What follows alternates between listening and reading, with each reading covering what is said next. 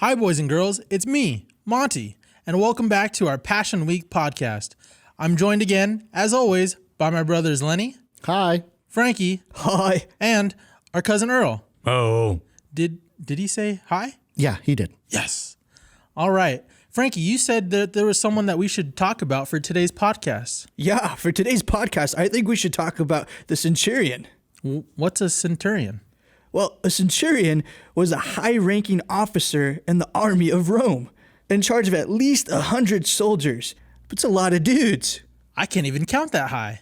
Me either.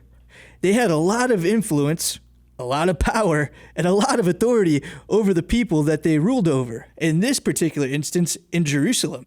Wow, so what's the special role that this Centurion played in the Passion Week? Well, Monty, he was closer than Jesus' own followers while Jesus was on the cross. He was to be there every moment to watch over Jesus, and he would have been able to hear and understand the conversation that Jesus had with the two criminals. Wow, so he definitely had a very different perspective than most. What do you think, Earl?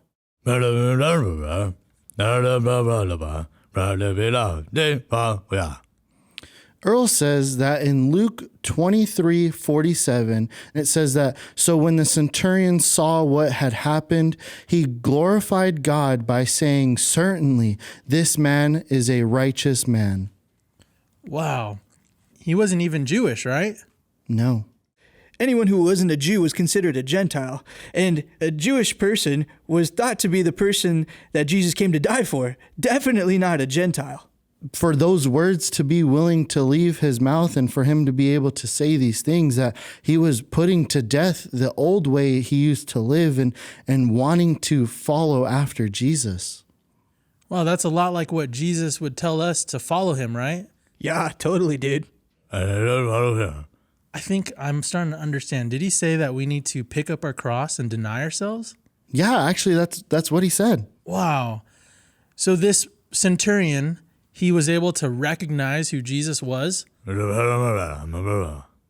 So he confessed that Jesus was the Son of God. Wow, that's amazing. Was this a private thing? No, definitely not, dude. So he publicly confessed. Wow, that's awesome. The decision that he made was very important. What's the lesson that we can learn from this, Earl? As a man of authority and power, the centurion recognized a greater power in Jesus, more power than any man could ever have. This man chose to deny his own religion, his way of life, to confess that Jesus was Lord. What choice have we made? Wow, that's amazing, Earl. Well, that's all for today's podcast. Thank you for tuning in. Bye. Bye. Bye.